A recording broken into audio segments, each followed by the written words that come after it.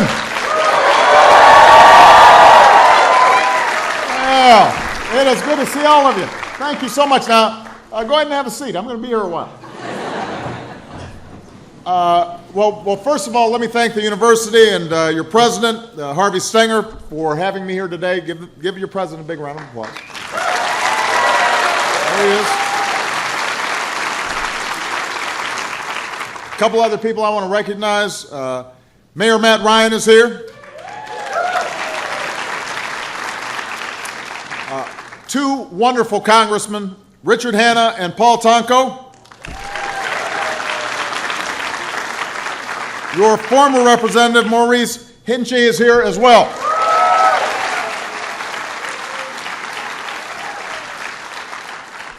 So, first of all, thank you, because it's really nice outside. So for you to be willing to come inside, I greatly appreciate.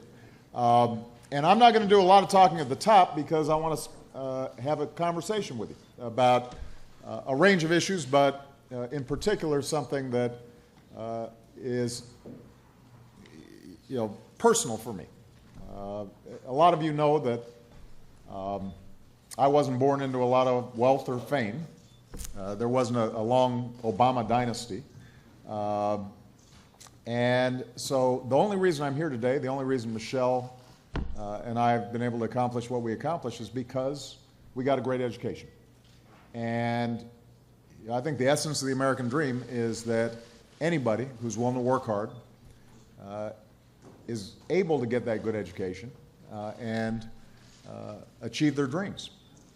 And central to that is the issue that, you got a big sign there. We try to message effectively: college affordability, making sure that people can afford to go to college.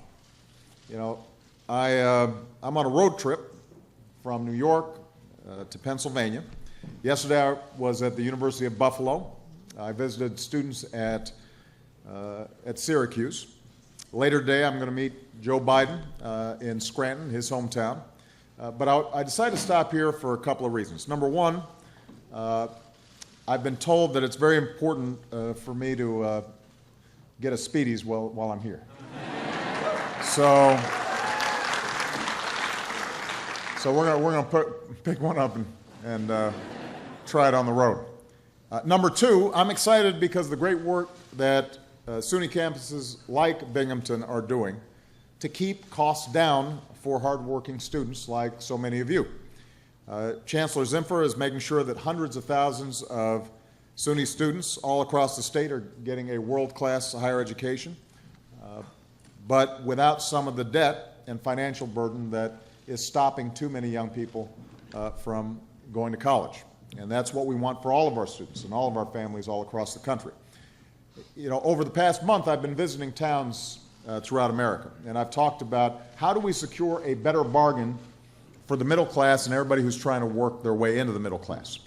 We've fought our way through a very brutal recession, and now we're at a point where we're creating jobs, the economy is growing, budget deficits are falling, healthcare inflation has been reduced, and yet there's still a lot of working families out there who are having a tough time in this competitive global economy that we live in. And the fact is, even before this last financial crisis, we had increasingly an economy where folks at the top were doing better and better and better, but the average individual or family was seeing their incomes and their wages flatlining. And you start getting a tale of two Americas. And the whole premise of upward mobility in this country, which is central to who we understand ourselves to be, was being diminished for too many people. So from my perspective, reversing that trend should be Washington's highest priority. It's certainly my highest priority. Unfortunately, what we've seen in Washington all too often is instead of focusing on how do we bring good middle-class jobs back to America, how do we make sure the economy is growing robustly and that growth is broad-based, we've been spending a lot of time arguing about whether we should be paying our bills that we've already accrued. Or the discussion's been about slashing spending on education and basic research and science, all the things that are going to make sure that we remain competitive for the future. Most recently, there's been threats that we would shut down the government unless we agree to roll back the health care reform that's about to provide millions of Americans with health care coverage for the first time. And that's not an economic plan. That's not going to grow the economy. That's not going to strengthen the middle class, and it's not going to create ladders of opportunity into the middle class. What we need to do is focus on the pocketbook, bread and butter issues that affect all of you. Making sure we've got good jobs with good wages, a good education, a home of your own, affordable health care, a secure retirement, and a way for people who are currently in poverty to get out of poverty. That's what we should be spending our time thinking about when it comes to domestic policy. That's what's always made America great. And nothing's more important to that process than what we're doing in terms of K through 12 education and higher education. Now, here's the challenge. At the time when higher education has never been more important, and when I say higher education, I mean 2-year, 4-year technical colleges. It doesn't all have to be 4-year traditional Bachelor of Arts or Sciences. At a time when that's never been more important, college has never been more expensive. And in fact, what you've seen is that over the last 3 decades, the cost of higher education has gone up 260% at a time when family incomes have gone up about 16%. So I'm not a math major. There are probably some here. But if you got one line going up 260%, another line going up 16%, you start getting a bigger and bigger gap. And what's happened as a consequence is that either college has become out of reach for too many people, or young people are being loaded up with more and more debt. Now, we've tried to close that gap.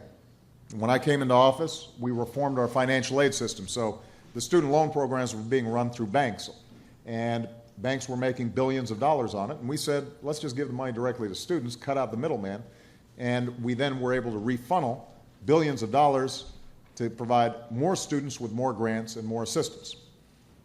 We've done our best to keep interest rates on student loans as low as possible. But even with all the work that we're doing there, the fact is the average student is still coming out with $26,000 worth of debt when they graduate.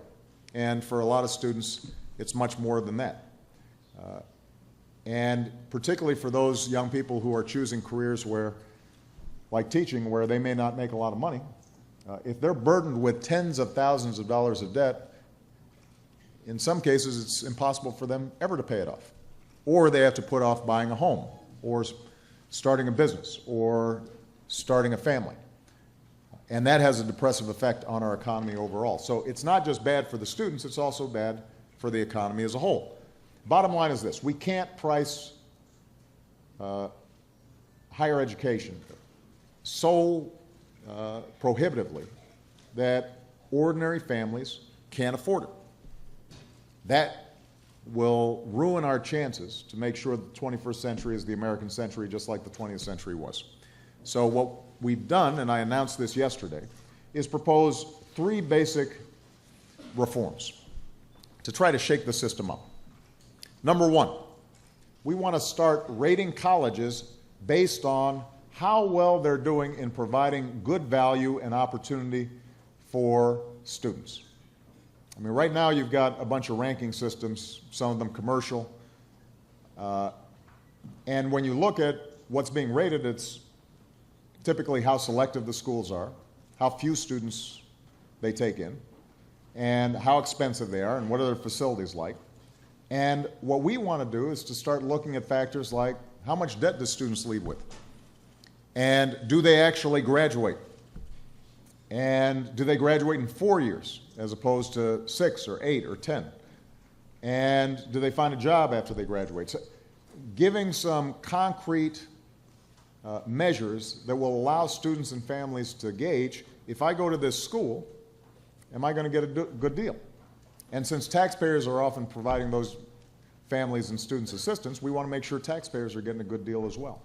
And that'll create an atmosphere in which college presidents and trustees start thinking about affordability and don't just assume that tuition can keep on going up and up and up. Now, what we're also going to be doing is putting pressure on state legislatures to rebalance, because part of the reason so many state universities have had to increase tuition is because state legislative priorities have shifted all across the country. More money into prisons, less money into schools. That means that costs are passed on to students in the form of higher tuition. So we got to do something about that. And we're also going to ask a little more from students. What we're going to say to students is, you need to actually finish courses before you take out more loans and more grants. And we want to say that to students not to be punitive, but instead to prevent a situation where students end up taking out a lot of debt but never actually getting the degree, which puts them in a deeper financial hole than they otherwise would be. All right, so that's point number one. Second, we want to jumpstart competition among colleges and states to think of more innovative ways to reduce costs. And there are schools that are doing some terrific work in reducing costs while maintaining high-quality education.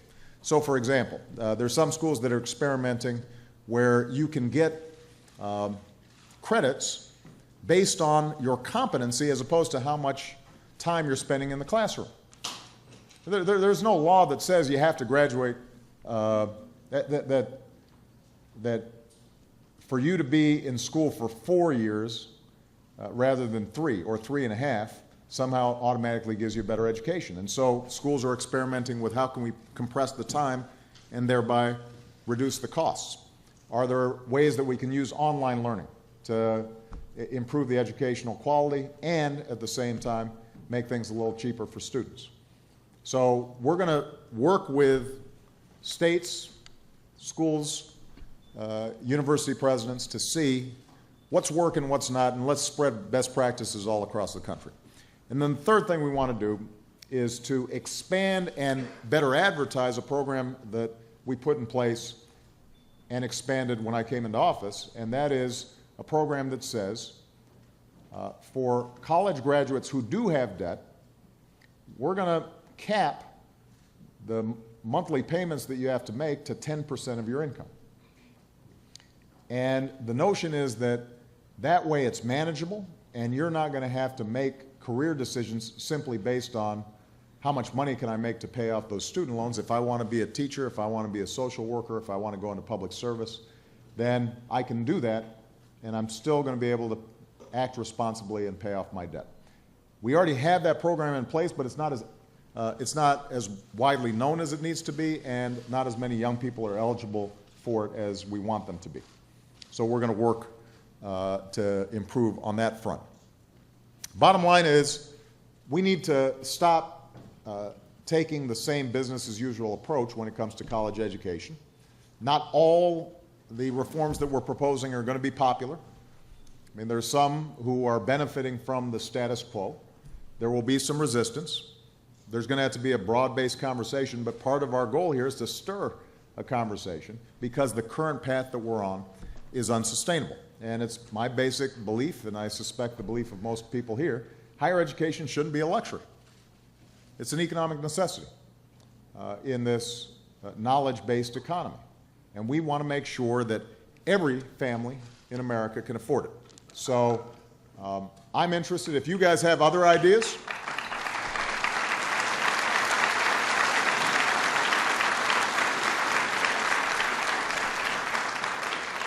if you have other ideas about things that we should be looking at, we want to hear them. And that's part of the purpose of this town hall discussion. I'm interested in hearing your stories, getting your questions, and this will be a pretty informal affair.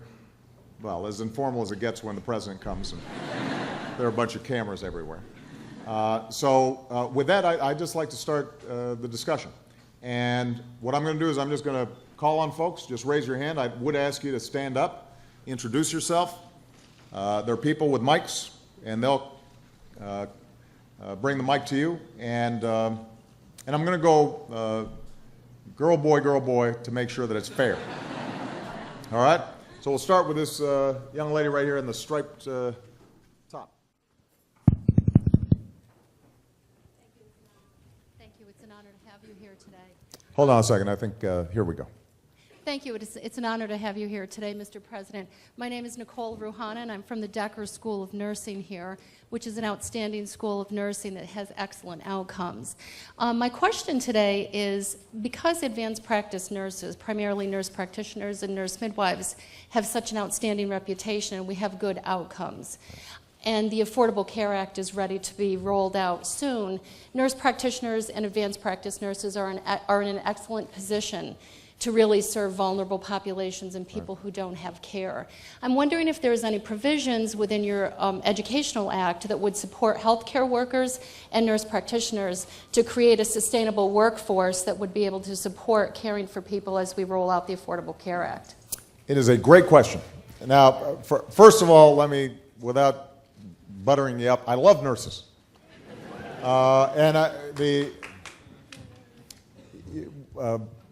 Michelle and I have been blessed. We haven't been sick too much, but, knock on wood. But every interaction we've had at the hospital, doctors are wonderful and we appreciate them, but I know when Malia and Sasha were being born, we spent 90% of the time with the nurses and 10% with the OBGYN. When my grandmother got sick and was passing away at the end, it was nurses who were caring for her in an incredibly compassionate but also professional way. And you're absolutely right that one of the keys to reducing our healthcare costs overall is recognizing the incredible value of advanced practice nurses and giving them more responsibilities because there's a lot of stuff they can do that in a way that frankly is cheaper than having a doctor do it. But the outcomes are just as good. The challenge we have is we still have a nursing shortage in too many parts of the country. My understanding, you probably know this better than I do, part of the problem is that too many professors of nursing or instructors in nursing are getting paid less than actual nurses. So what ends up happening is we don't have enough slots in some of the nursing schools. That may not be true here, but there are parts of the country where that's true. So we have to upgrade a little bit the schools of nursing and make sure that they're properly resourced so that we have enough instructors. And in fact, as part of the Affordable Care Act, one of the things that we thought about was how are we going to expand and improve the number of nurses and making sure that they can actually finance their educations. And so there are some special programs for nurses who are committing themselves, as well as doctors who are committing themselves to serving in underserved communities, and we will be happy to get that information to the School of Nursing here. One other element to this that I think is really interesting, we've been spending a lot of time thinking about making sure that our veterans coming back from Iraq and Afghanistan are getting the opportunities they need. So we instituted something called the Post 9/11 GI Bill that provides the same kind of support that my grandfather got when he came back from World War II. And the young people who have served in our armed forces are just do extraordinary work. One of the problems, though, is that they don't always get credit for the skills that they already possess when they come home. So and we've got a gentleman here who's a veteran. And one great example actually is in the medical profession. When you get Army medics coming back who served in the worst possible circumstances, out in theater, having to make life or death decisions. I met a young man up in Minnesota. He had come back, wanted to continue to pursue his career and become a professional nurse, and he was having to start from scratch, taking the equivalent of Nursing 101. And what we're trying to do is to make sure that states and institutions of higher learning recognize some of the skills, because as we bring more and more of our veterans home, we'll be ending the war in Afghanistan by the end of next year. We want to make sure that those folks have the opportunity to succeed here in America. So, great question, though. All right, it's a guy's turn. Right here. Yeah. Hold on. Let's get a mic all the way to the back. Hello, Mr. President. I'm glad for you to come to Binghamton University. I'm the director of Rainbow Pride Union here, and it's the largest LGBT organization on campus. And my main concern is that I know a lot of stories of people who are LGBT who come out to their parents, and their parents are supporting them financially for the college. And when they come out, their parents cut out that support.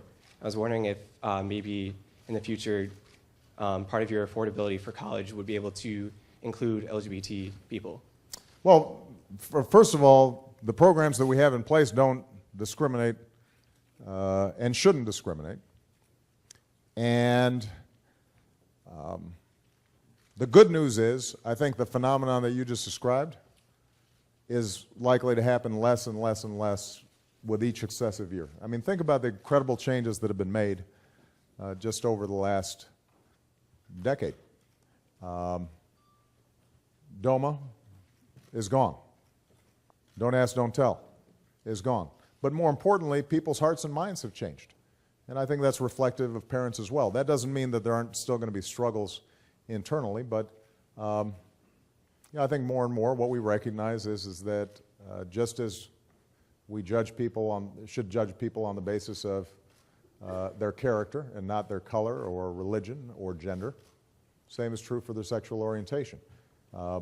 So I don't suspect that we'll have special laws pertaining to young people who were cut off from support by their parents because their parents hadn't gotten to the place I think they should be when it comes to loving and supporting their kids regardless of who they are.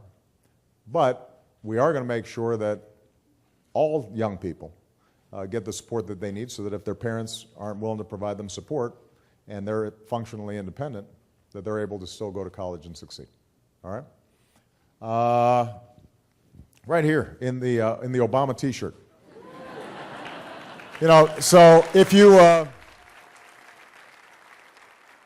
here's a general rule in the presidential town hall. If you want to get called on, wear the president's face on your shirt. Good afternoon, President Obama. My name is Ivana Smith. I'm a graduate student in the College of Community and Public Affairs. Mm-hmm. I study Student Affairs Administration. With that being said, as we're all students, we know how vital it is to have a good foundation in your education. How does your administration plan to address the major budget cuts that are happening with Head Start schools around the U.S.? Well, this is a great question, and this will be a major topic over the next several months. First of all, I want to expand early childhood education so that it's accessible for every young person in America. And I talked about this in my State of the Union address. It is just common sense. We know, study after study has shown that the biggest bang for the buck that we get when it comes to education is to invest early. If we get 3-year-olds, 4-year-olds well prepared when they start school, that momentum continues. If they start behind, too often they stay behind. Kids are resilient. They can make up for some tough stuff early on in life, but it's a lot harder for them than if we get them young. In fact, studies have shown that there's some very smart programs out there where you identify low-income single moms in the maternity ward, and nurses talk to them immediately, not just about the health of their child, but also parenting, and create a little packet with some books and some toys and talk about engagement and expanding vocabulary. All that can make a difference, and high-quality early childhood education can continue that process so that by the time the kid starts school, they know their colors, they know their letters, they're ready to go. Now, unfortunately, right now, the federal budget generally has been a political football in Washington.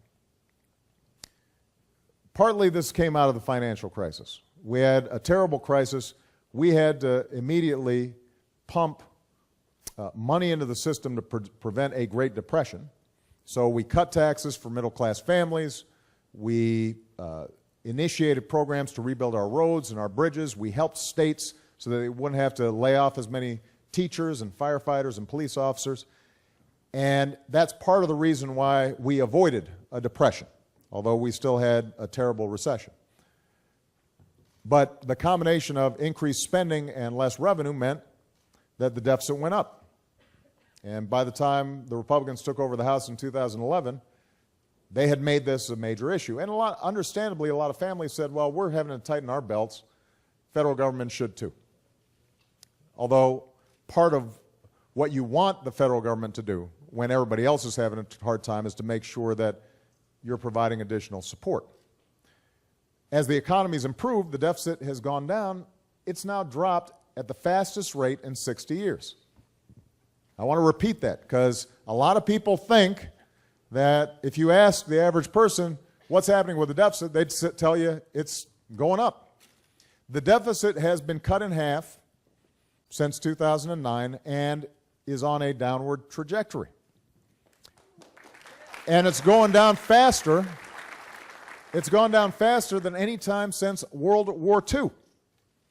So we don't have a problem in terms of spending on education. We don't have a problem when it comes to spending on research and development. We do have a long-term problem that has to do with our health care programs, Medicare and Medicaid. The good news is that in part because of the Affordable Care Act, Obamacare, costs have actually gone down, or the health care inflation has gone down to the slowest rate that we've seen in a long time. So we're starting to get health care costs under control. We'll still have to make some modifications when it comes to our long-term entitlement programs so that they're there for young people here when they are ready for retirement. But we don't have an urgent deficit crisis. The only crisis we have is one that's manufactured in Washington, and it's ideological.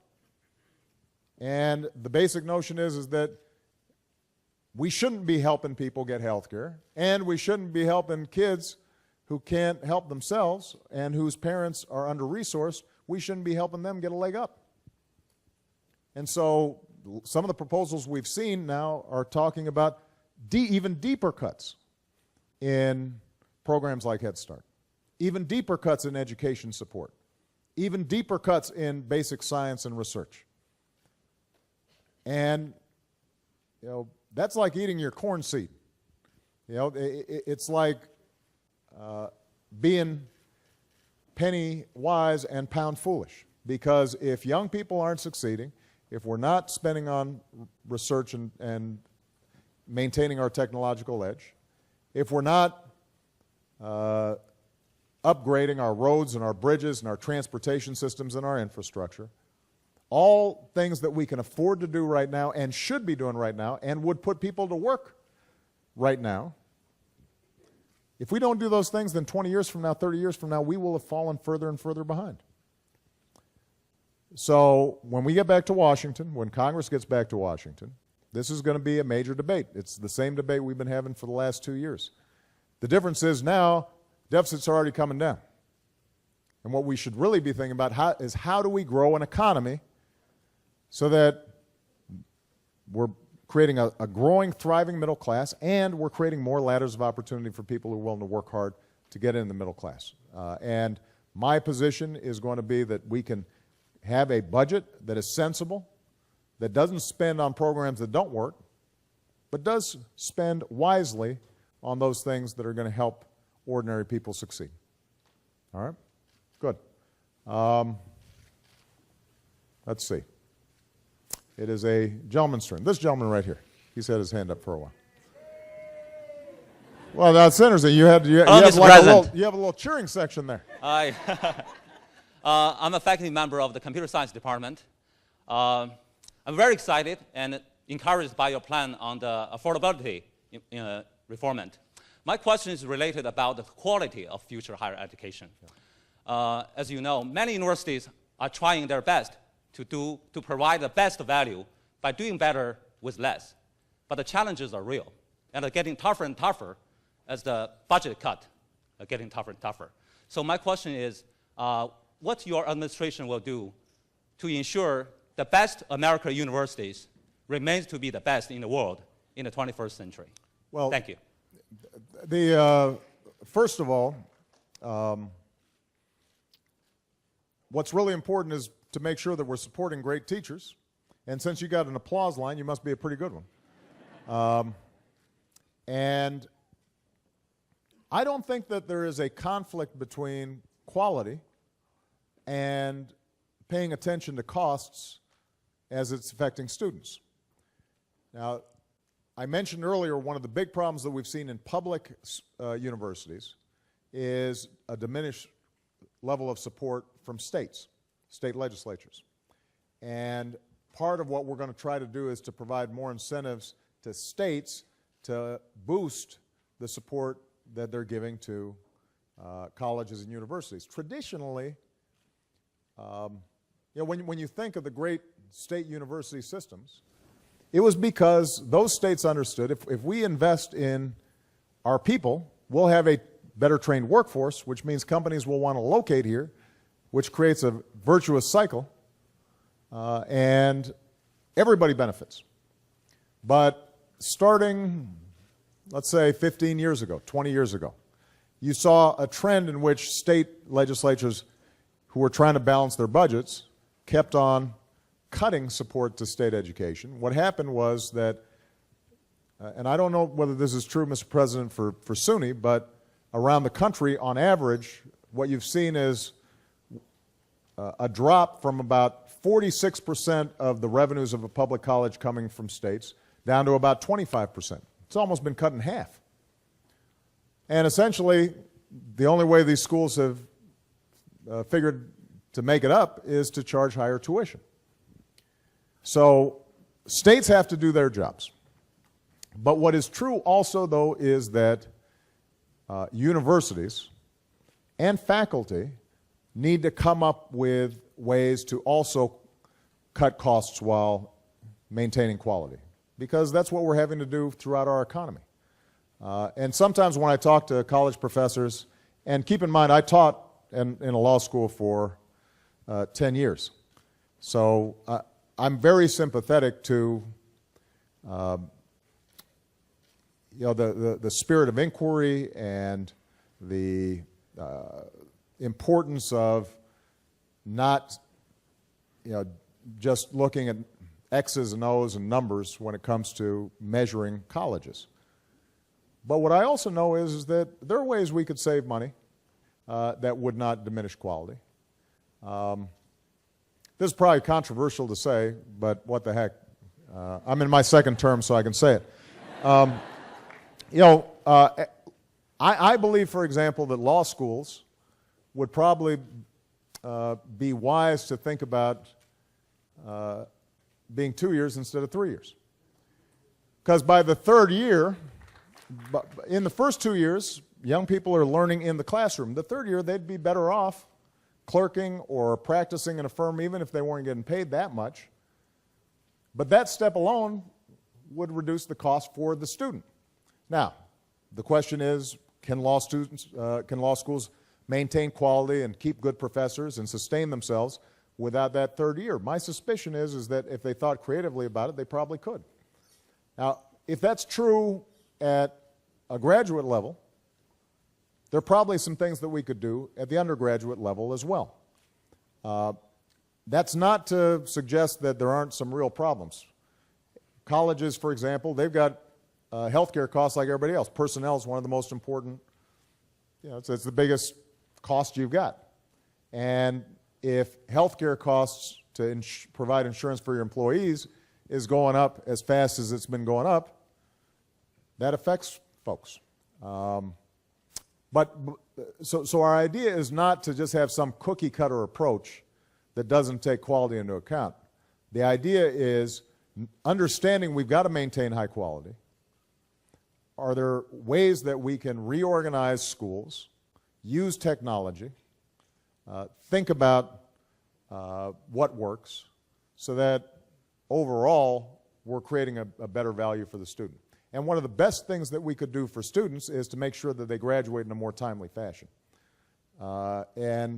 Unfortunately, too many young people go to schools where they're not getting the kind of support and advice on the front end that they need, and they drift, and 4 years, 5 years, 6 years into it, they've got a bunch of credits, but it all doesn't result in actual graduation.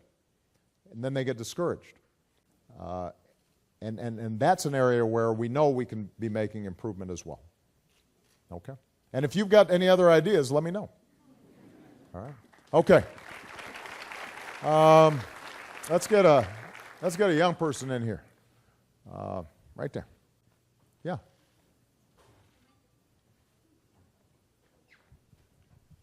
Welcome to Binghamton. Thanks. President Obama. I'm Camison. I'm a doctoral student here as well as a writing instructor at Syracuse University. And I'm interested in the giving of federal funds to students who are going to for-profit colleges, or colleges I might even call predatory. And I'm very conflicted about this issue, and so I'd like to hear your insight. Thank you.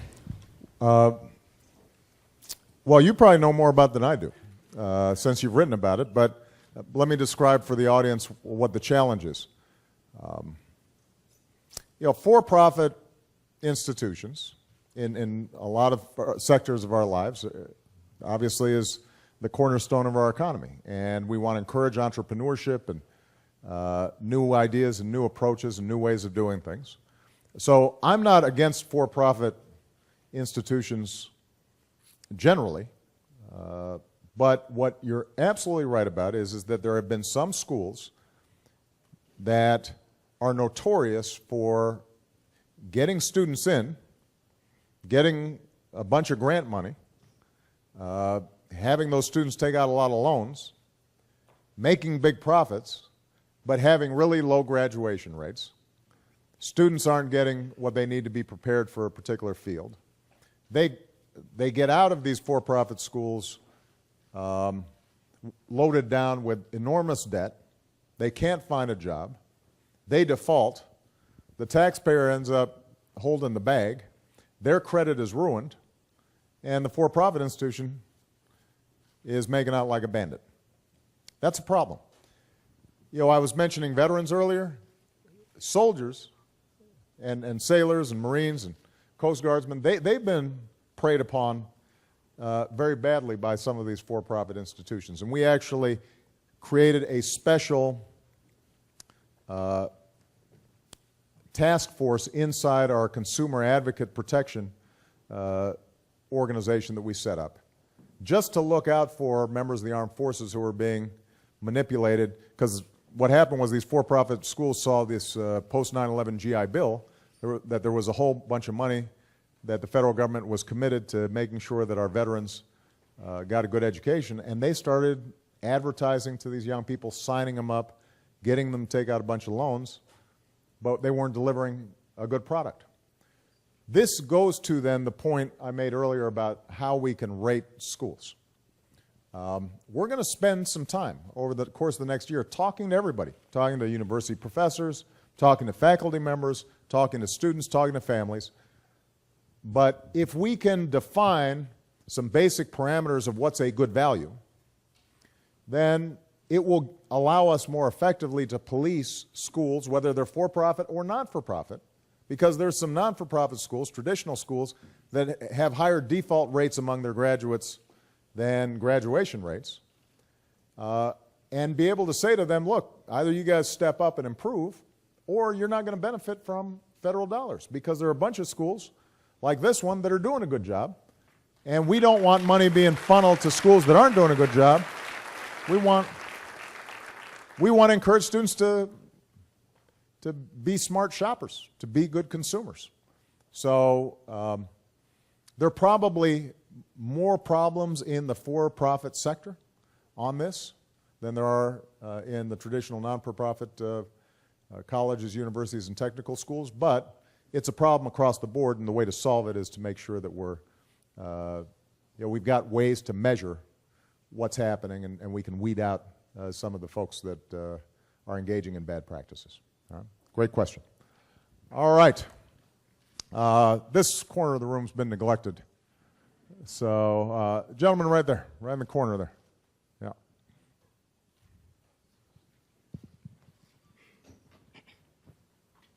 Thank you for taking the time to visit Binghamton University. I'm Mesut Berdibek, sophomore student of Binghamton University. I'm from Turkey, and I want to ask something about the international students. Most of my friends' families have been facing some hardships to support them financially. For example, when we consider the 2 Turkish lira equals the one American dollar, this situation is getting more important for us. We think that the most reason of this situation is the high level of payment. What do you think, and do you have any working about this issue? Thank you. Well, first of all, we're glad you're here, and we hope you're having a wonderful experience. One of the great things about American universities is they are magnets for talent from around the world. And that has enriched us immeasurably. It enriches us in part because students who come here and study and excel may end up staying here and working and starting businesses. And that's always been part of the American experience, is smart, striving immigrants come in here and succeeding. And that makes everybody better off, which is part of the reason why we've got to get immigration reform done, so that if we're taking the time to train a great computer scientist or engineer or entrepreneur, we're not then just sending them back to their country. Let's invite them, if they want to stay, to succeed here and start jobs here and create businesses here.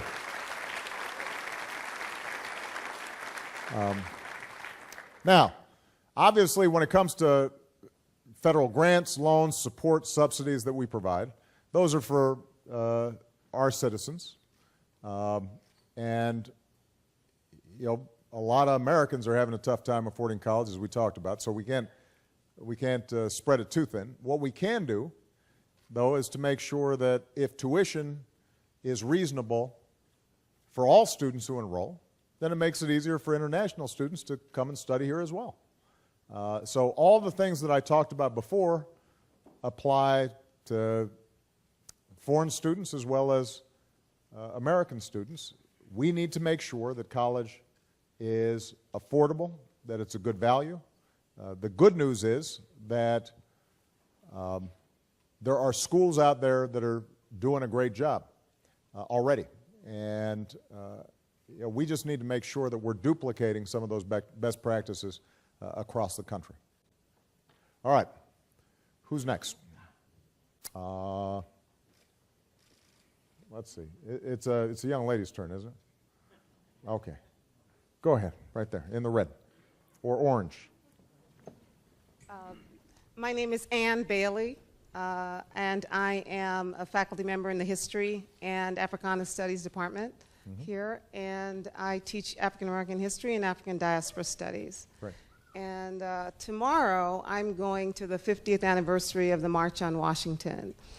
And I'm going with my son because I'm here, as you said, because of a good education. And that good education became possible because of that faith-inspired movement that really reached such an important milestone 50 years ago. Right. And I'm so grateful for the fact that I had that opportunity and that my son and that these young people will have these opportunities. But I still kind of wonder where we are now in terms of education and civil rights. Where do you think we are? What do we need to do to kind of make sure that it is education for all, including underrepresented groups? That's just my question. Well,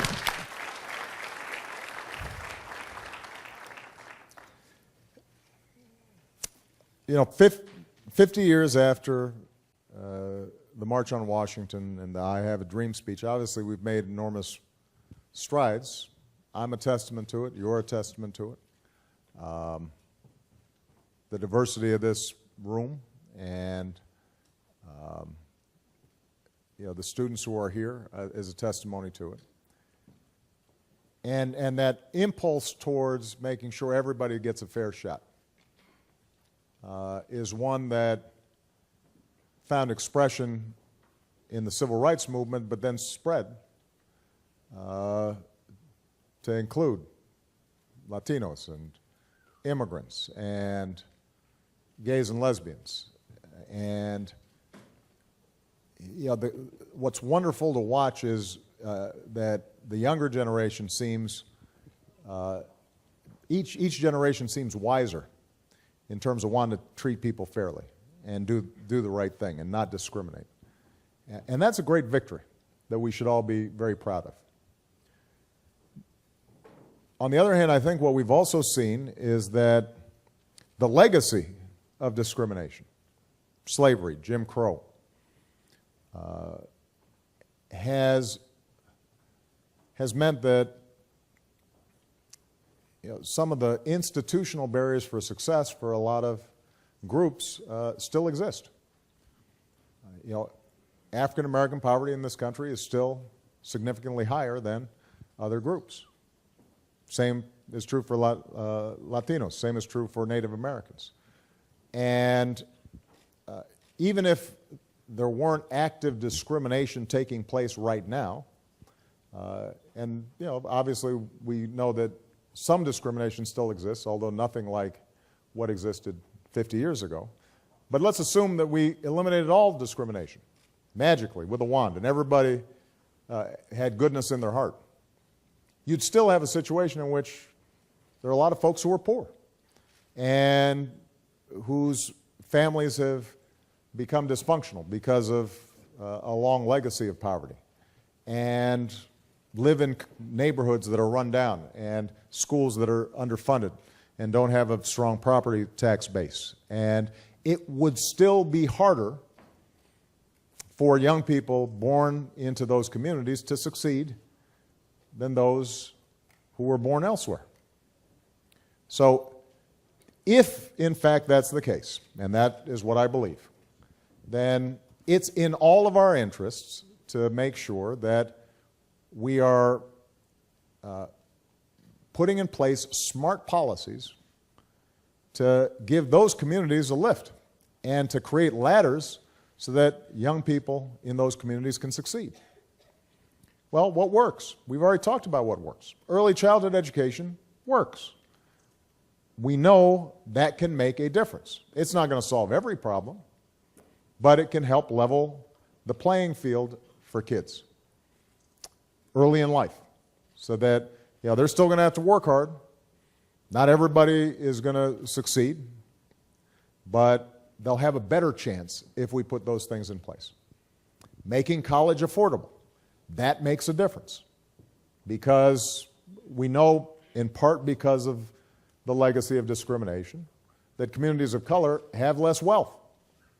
If they have less wealth, it means that mom and dad have a more difficult time financing college. Well, we should make sure that every young person, regardless of their color, can access a college education. I think the biggest challenge we have is not that we don't know what policies work, it's getting our politics right. Because part of what's happened over the last several decades is, because times have been tough, because wages and incomes for everybody have not been going up, everybody's pretty anxious about what's happening in their lives and what might happen for their kids. And so that they get worried that, well, if we're helping people in poverty, that must be hurting me somehow. It's taking something away from me. And part of what I think we have to understand is that America has always been most successful. We've always grown fastest, and everybody's incomes have gone up fastest when our economic growth is broad-based. Not just when a few people are doing well at the top, but when everybody's doing well. And so if working people and folks who are struggling, whether they're white, black, Hispanic, Asian, Native American, disabled, LGBT, if working folks join together around common principles and policies that will help lift everybody, then everybody will be better off, including, by the way, the folks at the top. because when the economy is growing and people have jobs and people are seeing better incomes, you know, they go out and they shop more, and that means businesses are doing better, and you buy a new iPod, and Apple's happy, and shareholders are pleased, but unfortunately, we've got a politics sometimes that divides instead of bringing people together. And we've seen that over the last couple of years. The tendency to suggest somehow that that government is taking something from you and giving it to somebody else, and your problems will be solved if we just ignore them or don't help them. And that, I think, is something that we have to constantly struggle against, whether we're black or white or whatever color we are. All right? Thank you. How much time do we got? I want to make sure that I get a couple more questions in here. Two more. We'll make it three. We'll make it three. This gentleman right here in the front. Here, we got a mic right here. Thank you, Mr. President. My name is Adam Flint. I work currently at Cooperative Extension, but I've been connected to this institution since 1966. And I want to tell you about the Broome Energy Conservation Corps, where we are educating, training, and also employing Binghamton University graduates and current students to really take the vision that, Kennedy and others advanced of service to the problems of the community and to the country. And at Cooperative Extension, our Energy Corps students are helping people who could not benefit from energy efficiency. They're helping getting people employed with local home performance contractors. And we could do so much more if it were possible for programs like ours across the country to be able to know that we're going to be here in 2014, which we don't right now. And so I guess we've been in discussions with Harvey and with many of the people in this room, with Matt Ryan, with many of the senior Binghamton University folks. And we'd really like to see coming out of Washington some good news about funding for the green economy for the future and for our ability to give a future to our children that right now I'm doubtful about. You have two girls, I've got two girls, and this is the last century of fossil fuels. So we've got to make it happen. With this Energy Corps, we could move to a food corps and on and on and on. I've said enough. I'm afraid it's one of the family business at the professoriate to say too much. And I'm going to shut up now and listen to the wisdom that I hope you will bring to my question. Well,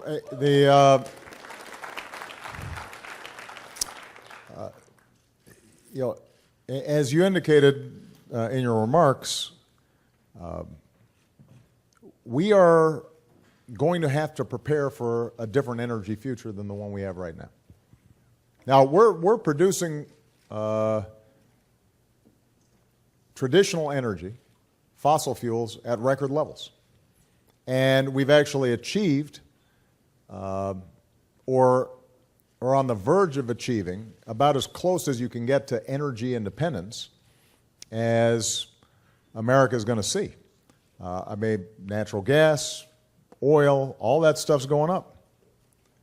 In some cases, what you've seen is that, for example, transitional fuels, like natural gas, have replaced coal, which temporarily are reducing greenhouse gases. But the bottom line is those are still finite resources. Climate change is real. The planet is getting warmer. And you've got several billion Chinese, Indians, Africans, and others who also want cars, refrigerators, electricity. And as they go through their development cycle, the planet cannot sustain the same kinds of energy use as we have right now. So we're going to have to make a shift. That's why when I came into office, we made record investments in green energy. And that's why I think it's critical for us to invest in research and development around clean energy. And that's why it sounds like programs like yours need to take advantage of technologies that already exist. We're going to have to invent some new technologies to solve all of our energy problems. But we know, for example, the low-hanging fruit of energy efficiency. We know that if we design our schools, homes, hospitals more efficiently, that as a country we could probably cut our power usage by 20, 25, 30% with existing technologies and without lowering our standard of living. And, by the way, we can put a whole bunch of folks to work doing it right now. We could gather up a whole bunch of young people here in this community, train them for insulation, for energy efficient construction, and redo a whole bunch of buildings and institutions right here, and eventually it would pay for itself. So it's a win-win across the board. Unfortunately, what we've seen too often in Congress is that the fossil fuel industries tend to be very influential, let's put it that way, on the energy committees in Congress. And they tend not to be particularly sympathetic to alternative energy strategies. And in some cases, we've actually been criticized that it's a socialist plot that's restricting your freedom for us to encourage energy-efficient light bulbs, for example. I never understood that. But you hear those arguments. I mean, you go on the web and people will be decrying how simple stuff that we're doing, like trying to set up regulations to make appliances more energy efficient, which saves consumers money and is good for our environment, is somehow restricting America's liberty and violates the Constitution. So a lot of our job is to educate the public as to why this can be good for them in a very narrow, self-interested way. This is not pie in the sky. This is not, tree-hugging, sprout-eating, university professors. This is a, this is a practical, hard-headed, smart, business-savvy approach to how we deal with energy, and we shouldn't be investing in it and encouraging it and expanding it. And so I've budgeted for it. I will fight for it. But just as I will be advocating and fighting for Head Start or increases in our science and technology funding, the challenge is going to be that my friends in the other party right now in Congress seem less interested in actual governing and taking practical strategies and seem more interested in trying to placate their base or scoring political points. Or they're worried about, primaries in the upcoming election. That can't be how we run a country. That's not responsible leadership. And my hope is that we'll see a different attitude when we get back. But we'll only see a different attitude if the public pushes folks in a different direction. Ultimately, what has an impact on politicians is votes. And that influence is not only, it can't just come from districts that are strongly Democratic. We need voices in Republican districts to say, this is a smart thing to do. And we can make, and by the way, businesses can make money doing it. And people can get jobs doing it. And it's just sensible.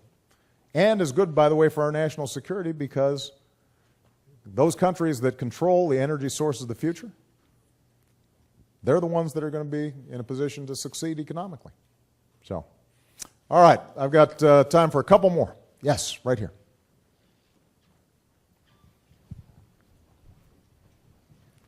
Good afternoon, Mr. President. My name's Lauren Valava. I'm an integrative neuroscience major. That sounds very impressive. What was that again? Integrative neuroscience. Okay, so tell me about that. Explain that to me. It has something to do with the brain and It's nerves and. It's a mix between psychology and biology. Okay. So it's not All right. as impressive as No, you it's think. very impressive. Come on. Absolutely. Anyway, all right, what's the question? Well, my question today is about financial aid. Yeah.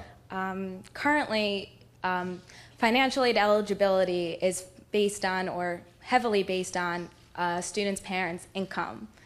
Now, there are many middle-class families that send their students to state schools like Binghamton who live in high-cost regions such as New York City. Now, do you think it's possible for the financial aid formula to include the living costs of the region that applicants live in? You know, it's an interesting question and sounds like it's got some sympathy. What's absolutely true is that what it means to be middle class in New York is going to be different than what it means to be middle class in Wyoming, just in terms of how far your dollar goes. And I think it is a relevant question. It is a challenging problem because if you start getting into calibrating costs of living, just in a state like New York, a big state that has such diversity in terms of cost of living, then it might get so complicated that it would be difficult to administer. But you know, why don't I just say this? I think it is an important question, and I'm going to talk to Secretary Arne Duncan about it and find out what kind of research and work we've done on that issue to see if we can potentially make a difference. Now, one way of handling this would not be at the federal level, but potentially at the state level. So you could manage something at the state level where people may have a better sense of the differences in cost of living in a state and say, we'll make some adjustments for students who are coming from higher cost areas versus lower cost areas. That might be easier to do than to try to administer it at the federal level from Washington for all 50 states. But I'll check with the Department of Education. And I'll make sure my team gets your email so that you get a personal answer from the Secretary. All right? Okay. All right. I got one last question, and I want to make sure it's a student. Are you a student? Maybe. No, that doesn't count. If he said maybe. All right, you are? Okay. This young man right here. Just wanted to make sure. He might have been a young-looking professor. Mr. President, I'm Danny. I'm from here. I'm a student here. I'm from Bard High School Early College, which I know you know. My question is, you spoke upon increasing financial aid for college students. However, I feel that with the competitive job market, a bachelor's would not be enough to secure a job.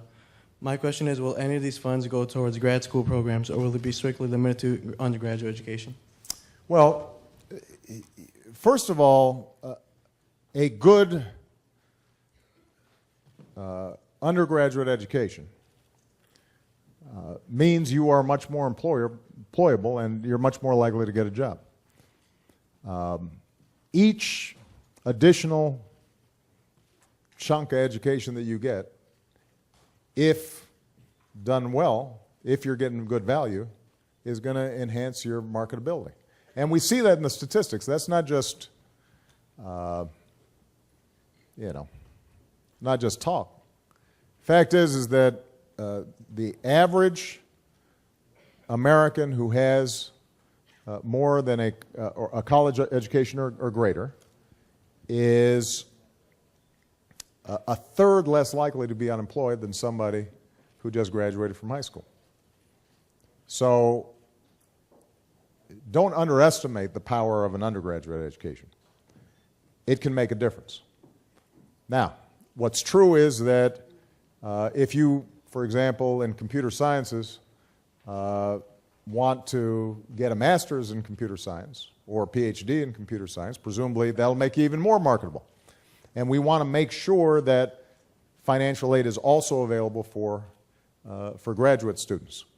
And the way programs currently exist, that financial aid does exist, although typically you get fewer subsidies and a less favorable interest rate for graduate education. We're probably not going to be able to completely solve that, and here's the reason why. I got a lot of scholarships and grant money for my undergraduate education, so I didn't have a lot of debt when I got out. I then decided to go to law school, and I went to a very good law school that was very expensive. Most of my debt when I graduated was from law school. I had about $60,000 worth of debt. But the truth was I was able to, if I wanted to at least, earn so much money coming out of law school that I really didn't need a subsidy. I could pay it back. It took me a little longer to pay back than some of my friends because I went into public service and I didn't try to maximize my income. But if I had been a partner at a law firm, pulling down $500,000 a year, there's no reason why I should necessarily have gotten a subsidy for that. The one area where I think we can make a big difference goes back to the very first question that was asked of me when it came to schools of nursing. Across the board in graduate school, what we want to do is to provide incentives for folks who need specialized education but are willing to give back something to the community, to the country. Doctors who are willing to serve in underserved communities, nurses who are willing to serve in underserved communities, lawyers who are willing to work in the state's attorney's office or as a public defender, right? So the more we can do around programs for graduate studies where, you know, we say to you, if you're willing to commit to 5 years working in a place that doesn't have a doctor and you're studying to be a doctor, we're going to forgive you a bunch of those loans. I'd like to see more programs like that, and I've asked the Secretary of Education to see how we can make those more accessible to more students. All right? Well, listen, everybody, this has been a great conversation, and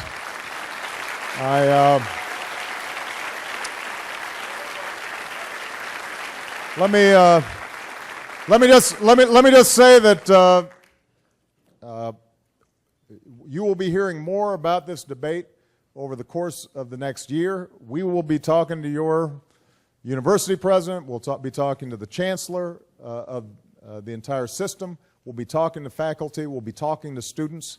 If you have ideas or questions that were not somehow addressed, then we'd like to hear from you. And go to whitehouse.gov.